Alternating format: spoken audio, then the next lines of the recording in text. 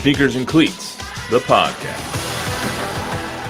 Welcome back to the Sneakers and Cleats podcast. We'll skip all the pleasantries because there's breaking news on this Monday morning. CeeDee Lamb and the Dallas Cowboys signing a 4-year, $136 million contract. Finally, Chuck, the deal gets done. Just in the nick of time and just when you thought you weren't going to have a lead story today, Matt. I mean, timing is everything. It happens. It literally happened 10 minutes before we walked in here, right after I printed out all the rundowns. So, you know what? Screw my rundown. That's right. Let's talk about CeeDee Lamb. Improvise. CeeDee Lamb finally gets his deal done. He comes in at $34 million, which is just a little bit less than Justin Jefferson. Too much, too little, or just right for CeeDee Lamb, Chuck? Probably just right. I mean, looks like everybody bent a little bit because I think CeeDee probably wanted 35. Cowboys were offering 34. What a coincidence. They meet in the middle, and we'll have 88 on the field for the opener. Will we? I mean, we'll have him on the field, but how much do you think he's going to play now? Because you have a 2-week ramp up essentially, and it's no shocker the deal gets done this week. Training camp just ended. There's no more preseason games. He didn't have to go out to Oxnard, so great job by CeeDee getting out of training camp at least. But I just like all the videos I've seen is, CeeDee's working out on the beach, and it's wait, oxymoron, working out on the beach. So, yeah, I think there will be a ramp up. I think we've talked about this before. McCarthy will probably go slowly with him because the last thing you want is your $34 million a year guy to be out there doing things that he's not ready to do just yet. So I think it's going to be an interesting first month of the season to see how much he is indeed out there, if it's going to be as much as he's usually out there, or is it going to be a little bit less? Well, the Todd Archer of ESPN just tweeted out the Cowboys have 3 practices this week. We'll work Lamb in smartly, but getting the deal done now helps to make sure he's going to be ready for week 1 against Cleveland. So he's going to play 100%. Not shocked that this deal got done, though. I mean, I think they'd been working towards this. The questions came every day to Jerry and Mike McCarthy and Dak and everybody. I mean, we've been waiting for this to happen for the last month and a half, and finally it gets done. But it probably cost the Cowboys a good $5 to $6 million a year not getting it done last year or earlier this summer. Yeah, I mean, we've talked about this too, where the Cowboys were in a tough situation based on contracts that they already have on the books. So, hey, no matter how we got here, we got here. Now we can take this story off the table, move on to the next, which is finally we're talking about football and the start of the NFL season. We're not talking about football yet. We have Dak Prescott's contract still has to get done. maybe not. Do you think now that this deal is done that it's almost like the snowball rolling downhill? So now CeeDee's is done. Maybe Dak's gets done this week, and then we can really show up. I'm not really sure because I don't really know. I'm not in the inner sanctum there with what their mindset is in terms of how they want to go about this, and quite frankly, how Dak wants to go about this too. So I'll be just as curious as anybody to see if this now puts the spotlight on Dak, or do we still have to think about Micah getting his bag first? That to me is, I don't know what the order is on this. I think it's going to be Dak and then Micah. Micah's not going to get signed this year. I think his deal will probably come next summer. But regarding CeeDee, is it worth it this day and age to pay 4 years, $136 million to a receiver? Well, in this particular case, yes, because he's really good offense. And he's certainly a huge chunk of the pie. So, the guy has earned his first bag. He got it. He's not the highest paid guy in the league, but he's the number 2 guy. And, looks like he's made some concessions because, based on the numbers that he put out last year, you could make the argument that he's more valuable. He's worth more than Justin Jefferson. And I know it's silly because they're both great players and we're talking about $1 million here and $1 million there. But a lot of these guys, as we've seen, especially with the Cowboys here of late, they like the moniker of being the highest paid guy at their position for that moment. So good on CeeDee, good on the Cowboys. Let's go. They do, but it's almost like I was listening to the radio a little bit earlier today, and one guy basically sets the market and is trying to make sure that his position group is going to be taken care of years down the road. So next time a Brandon Ayuk comes up, or one of these young receivers in the league comes up, they're going to try and break the record because they want to make sure that the receiver after that, Devontae Smith, let's just say, or whoever, insert young receiver here, they get their bag, which is equal to or more than what the previous person had. I think that's part of the equation, certainly. However, it comes down to ego and greed individually, because let's be real. I mean, if let's say Jalen Tolbert turns out to be the next CeeDee Lamb, when Jalen Tolbert is up, are they going to be able to pay him like they're paying CeeDee Lamb? I don't think they're going to be able to. No. Because Jalen Tolbert's position on this team right now is the number 3 guy. So they've paid their number 1. They paid their number 1 for the first 4 years. Now it's going to be incumbent upon the front office and the scouting staff to see if they can find some guys in the draft to then be 2, 3, and 4 for the next 4 years. I mean, it's also not surprising this deal got done because Jerry caved again. Well, let's just say, he's a businessman and they got it done. I mean, you're right. I mean, but we knew that this was going to, it does happen every time, 100%. But we knew something was going to happen, right? They weren't more than likely going to let this guy walk. So I don't know. I don't know what to feel about any of that. I mean, just glad it's done and we're on to the next. Now we got a story today. Yeah, there you go. Now you get to lead your sports block tonight. Yes. With CeeDee Lamb.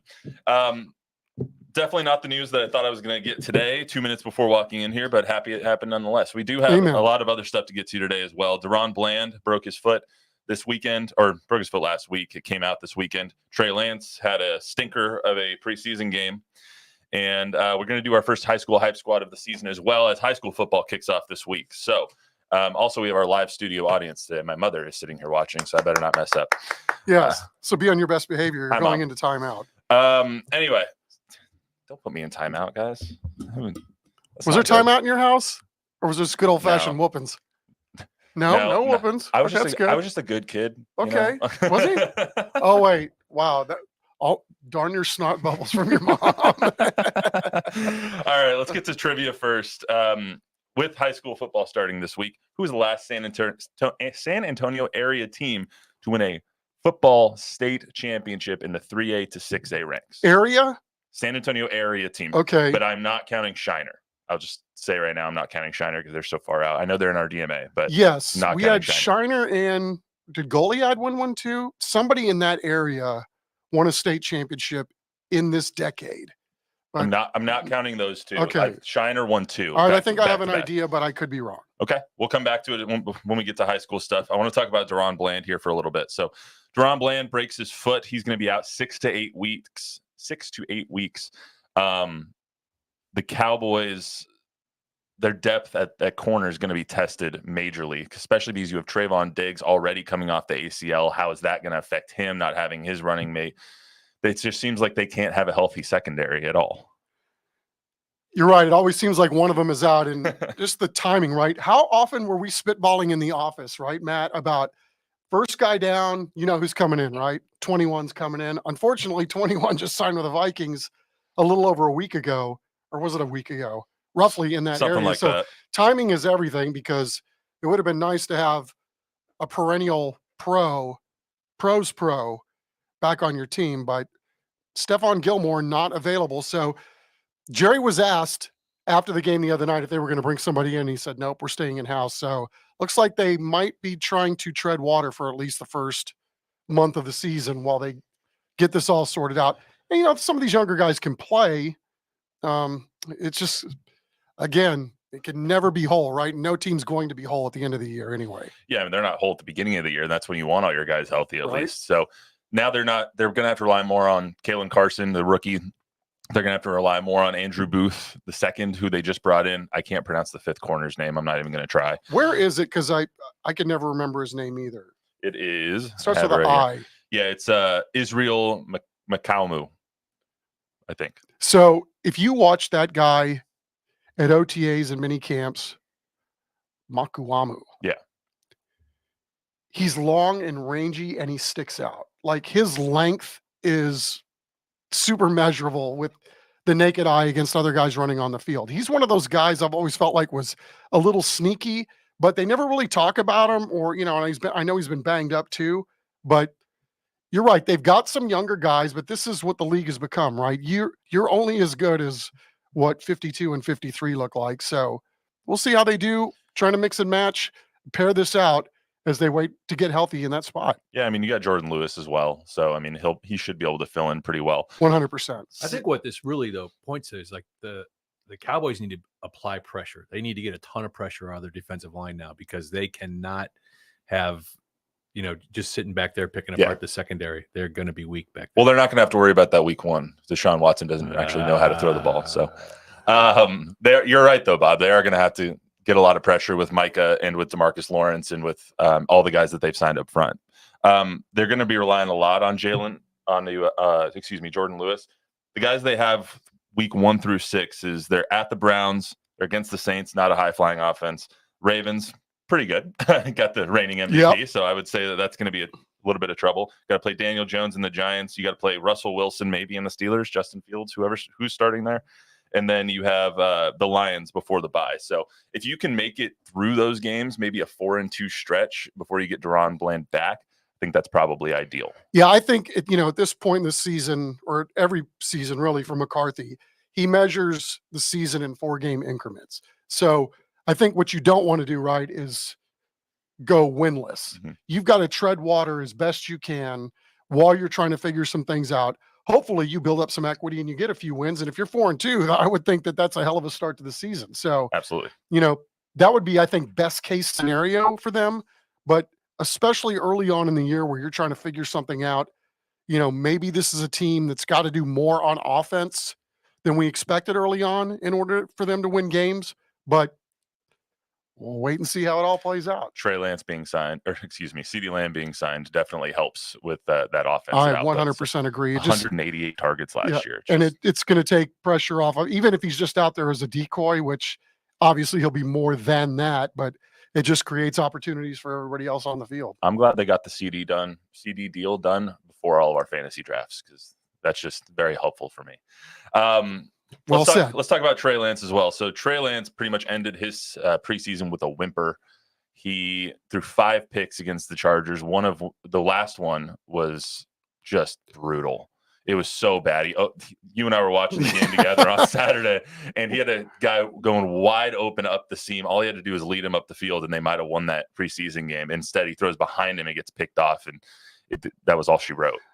Yeah, watching that whole sequence, right? I mean, I thought it was fascinating. McCarthy was huddling up with his other coaches, and it looked like they just dialed up the right play, right? Mm-hmm. When you're watching it in real time, it's like, oh, this guy's turned the ball over 5 times and he's going to be the hero, and everybody's going to forget about this because they came out and won the game at the end. And then that throw was so bad. It was so bad. I mean, I would wager that anybody in this room could have thrown a better pass on that one. And, like the fourth one, that was a 50-50 ball that got taken away from. Yeah, that was more on the receiver than him. Right. So, there is some of that. And, I know we talked about Trey Lance a lot this preseason, obviously, because he was the guy that was playing the most. But he made strides, I feel like, every week. But even with that said, even with the 5 turnovers, the fact that the Cowboys were even in that game, I think, speaks to how well, even in a preseason game, this coaching staff, these players, whether it's the A-teamers or the C-teamers, are probably going to be able to manage games this year. Yeah, this is what Coach Mike McCarthy said after the game about his guy, Trey Lance. Trey in particular, he's just an ascending, young, talented quarterback that, just loves to be coached. I wish we had 3 more preseason games just to get him out there, just to keep playing, because, he had tremendous production. But yes, the turnovers are always the first thing we talk about and coach and go through. And, that last opportunity, he definitely was where he needed to be. Had a chance to hit that last touchdown. So, I mean, there's always been 4 or 5 plays each game that he'll learn from, but he continually gets better every time you give him a chance. And I think that says a lot about him. I think he's just a young guy that needs to play. I think he'll play in this league for a long time. I don't know about that, Coach McCarthy. I don't know if he'll play in the league for a long time. I don't think he can play in this league to begin with, let alone for a while. Well, you have to look at the positives too in some of this, right? A, it's preseason. B, it's his 3rd or 4th try. Third try at getting some snaps and a lot of snaps. I mean, he rushed for almost 100 yards. Yeah, but he's not a running back. Right? No, that's true, but he threw for a lot too. So, again, you can't discount 5 interceptions, right? And especially the last one sticks out because even with all of that going on, with the 4 picks up to the last chance they had an opportunity to win that football game. It's he threw the you same see growth. It's just wow. He hadn't turned the ball over at all. Then to go out and do that, that was like Jiffy Pop popcorn, man. The way balls were going into the other guy's hands. He threw the same amount of touchdowns to each team. Like he threw a pick six and he threw one to Flournoy. So like you see the good there with him. But my question is always, why are they so fascinated by this guy? He's a third string quarterback on your team, yet you keep talking about the reps. How are we going to get him more reps during the season now that we don't have preseason games? How are we going to give him reps in the preseason? How are we going to do all these things? Why is this so important to this coaching staff is my question. Well, because I think Jerry. at some point, you may have to play Trey Lance. I mean, I think they know what they have in Cooper Rush, and we obviously know what they have in Dak. So the more reps you can get for a young quarterback, I think that's what the plan was. And why not? Why not see what he can do? And he's shown flashes. I don't know that he showed enough that you would ever feel comfortable if he had to go into a football game. But again, at some point, what happens if Dak goes down for an extended period of time, then Cooper Rush goes down in a football game, but your team is still a game or two out of the playoffs? This could be something that bears fruit, later on down the season that you had no idea or ever saw coming. Maybe, but right now he sucks. He's not a viable NFL starting quarterback. I'm not even sure he's one of the top 64 quarterbacks in the league, which is why he's a third stringer. He is not a good quarterback. If they want to have some gadget plays with him, but why is he taking up a roster spot when you don't need him to take up a roster spot right now? You can have him be the emergency quarterback under this new CBA. It just doesn't make any sense to me. I'm with you on that. I mean, especially in this day and age where rosters are so tiny on game day, who's going to play? That one extra spot that you're saving is a little bit perplexing, even though I know they've got dollars invested in Trey Lance and then equity by trading a 4th round pick for him. So, there's that too. I understand the business side of it, but at some point, does the business make sense? And I guess we'll find out for week 1 if he's active or if something doesn't happen in the interim. Yeah, we'll see. Let's get to the trivia answer here. Trivia question was, who was the last San Antonio area high school to win a football state championship, not including 1A, 2A, 3A? So 4A, 5A, 6A state championship. Any guesses? Well, I mean, first all I heard was San Antonio, and I'm like, wow. I mean, I was thinking Lee, Churchill, right? Going back in the Wayback Machine. The Judson obviously crosses my mind, but I guess I'd have to say Steele, 2010.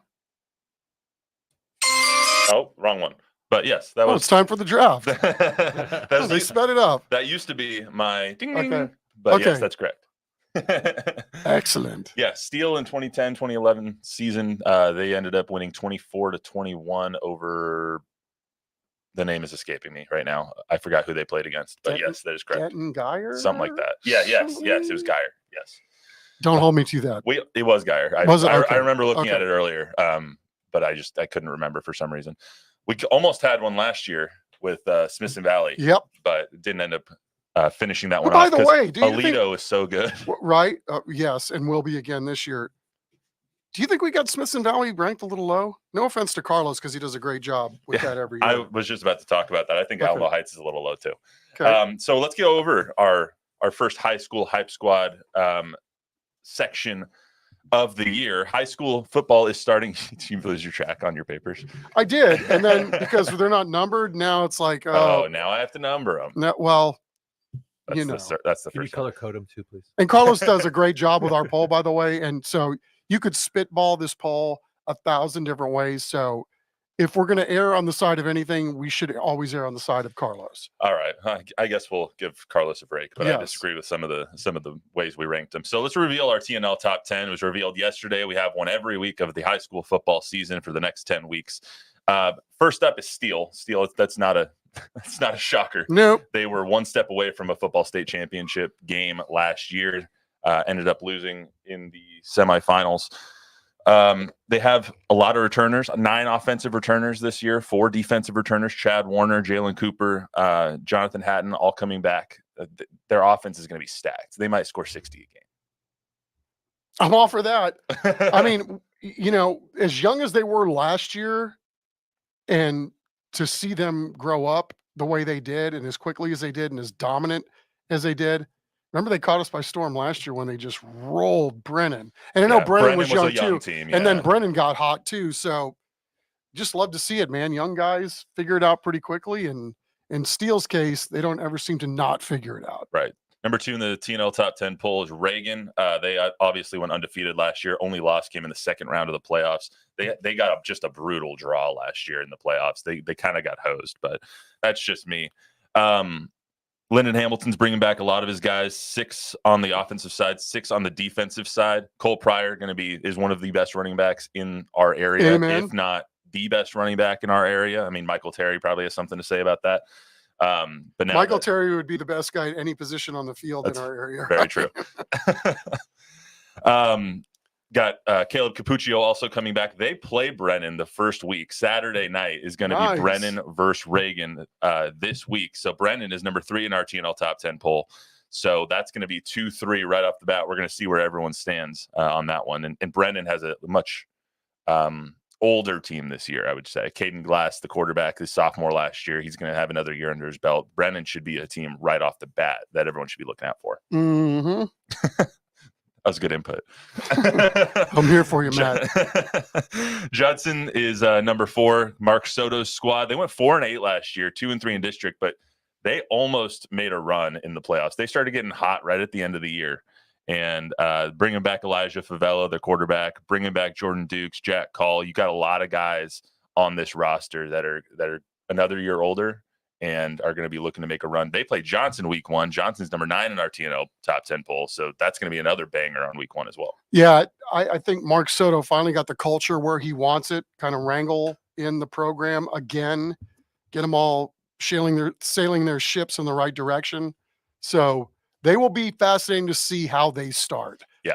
And especially if in they the knock new off district now too. Yep. If that game against Steele is just going to be so fantastic, as it is every season, but this year it feels like it has a little bit more juice. Piper, surprising addition to being this high in the top 10. They're 12-2 last year, a 6-0 in district. They're returning a lot of starters. They do lose their quarterback, Jake South. They got 9 on the offensive side, 6 on the defensive side. One of the best receivers in our area, Isaiah Champagne. He is out of the cast now, and he will be catching balls with both hands instead of just one.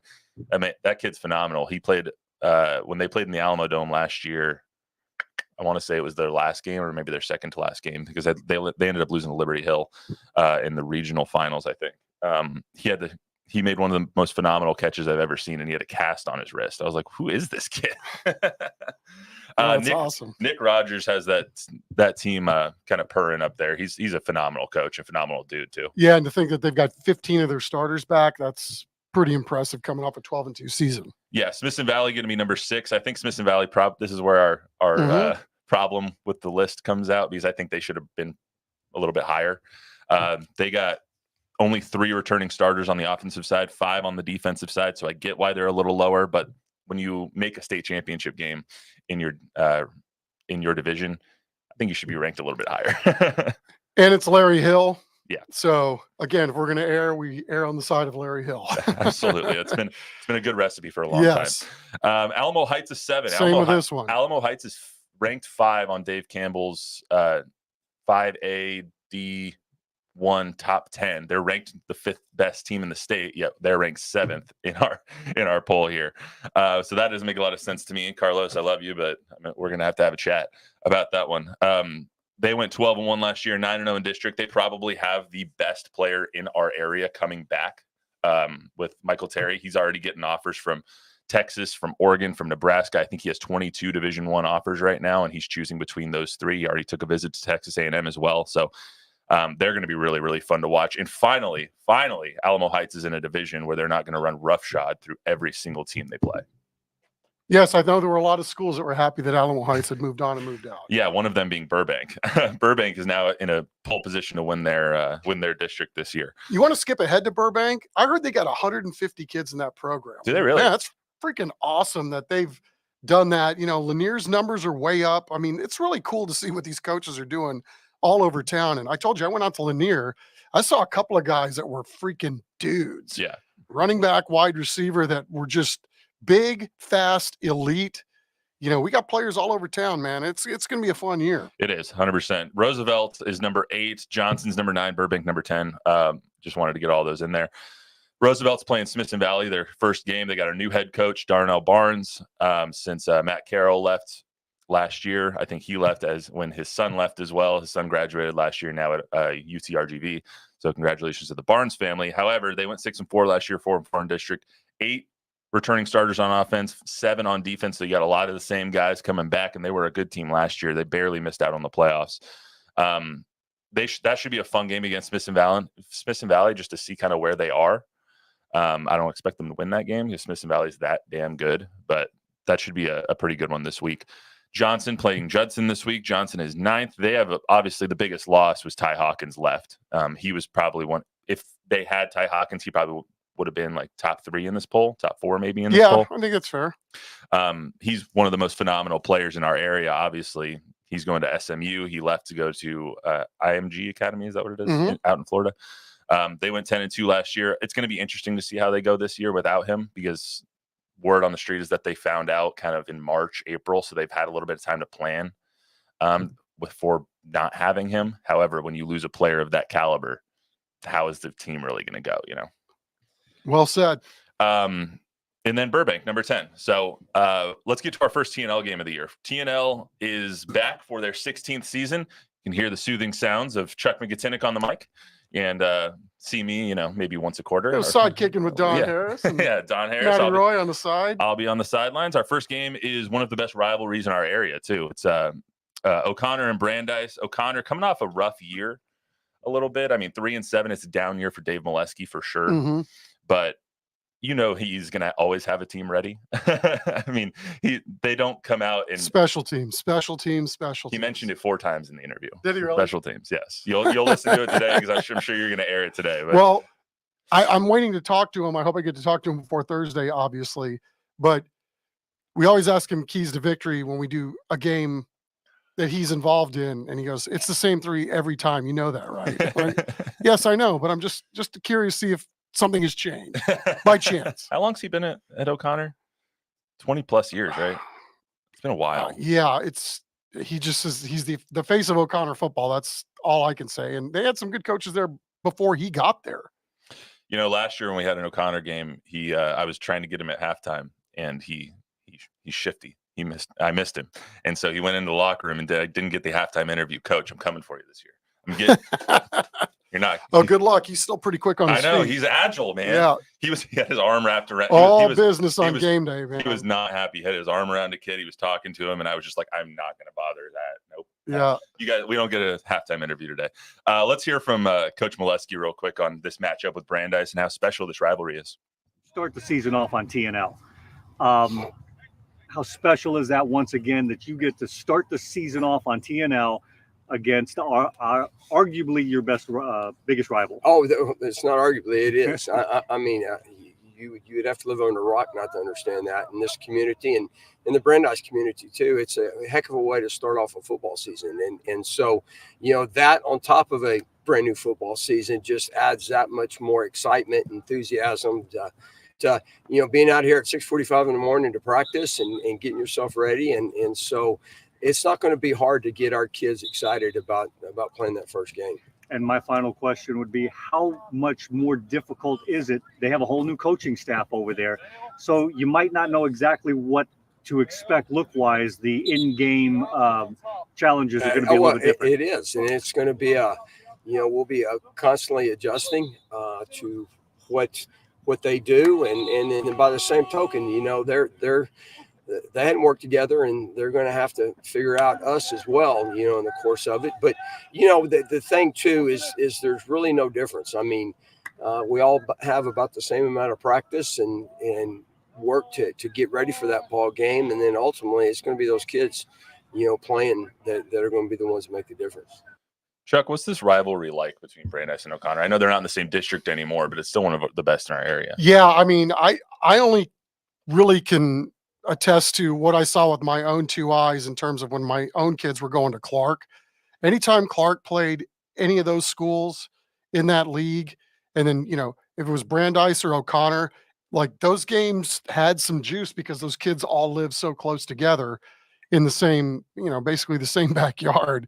So, I think some of it has to do with the amount of success that both programs have had too, that have added to the rivalry over the years. I mean, these two teams for the longest time, and it didn't really matter the sport, were, two of the bigger bullies on the block. Right. So, the fact that they get to start on week one like this, well, what a challenge for these coaches and players, right? That you get a game like this to begin the season in. We're better for it.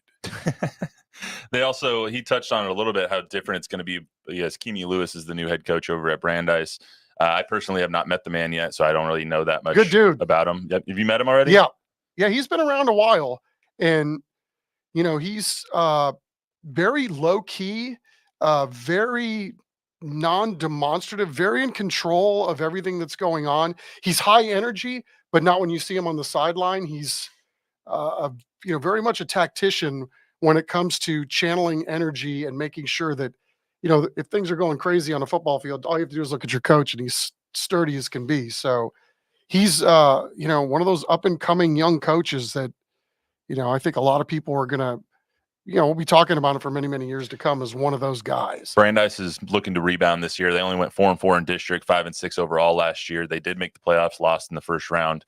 They have 16 returning starters, so it's going to be a year of maturity, I guess, for them. But also, you wonder how the new coaching staff is going to be able to motivate all these kids and whatnot. So let's hear from Mr. High Energy, Keamy Lewis.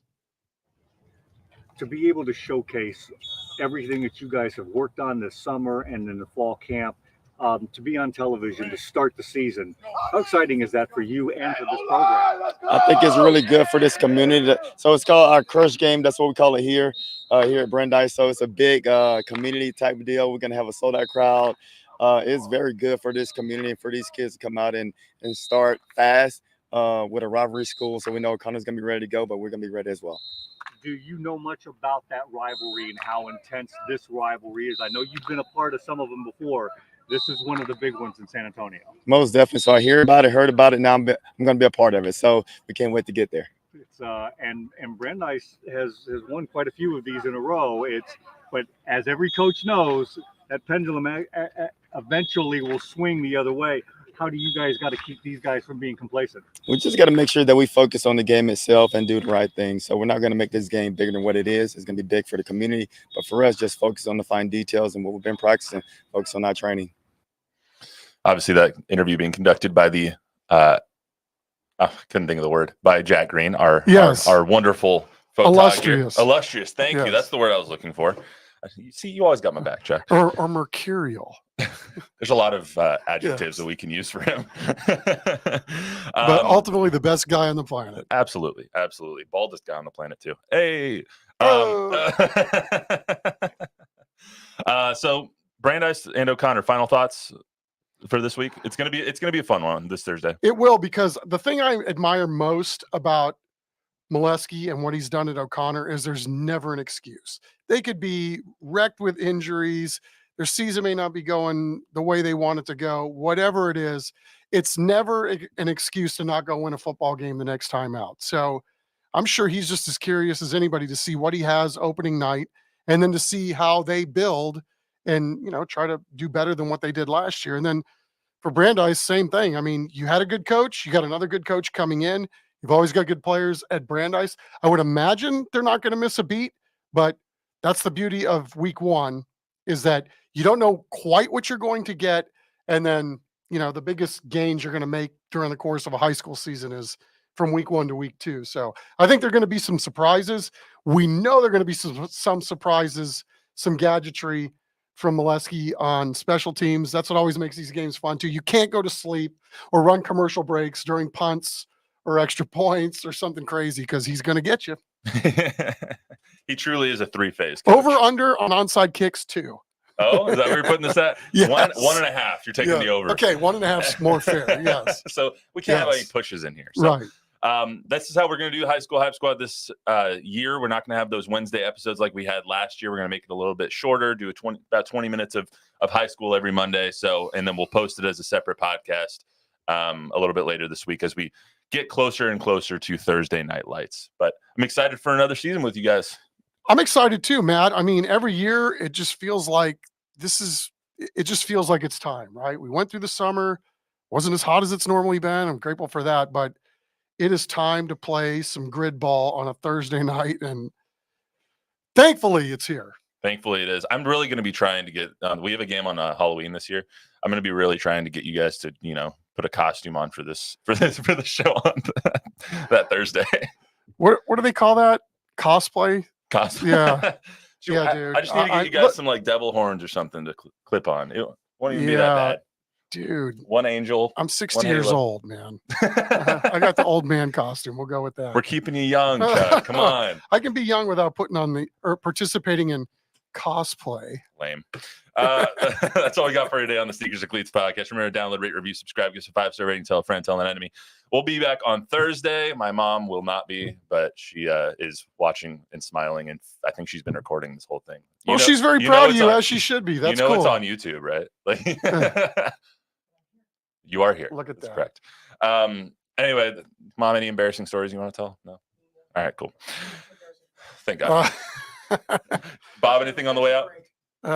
No, we're good. All right. That's all we got for today. UTSA. We'll talk a lot of UTSA and college football on Thursday because it is week 1 of the college football season as well. Everyone have a good week.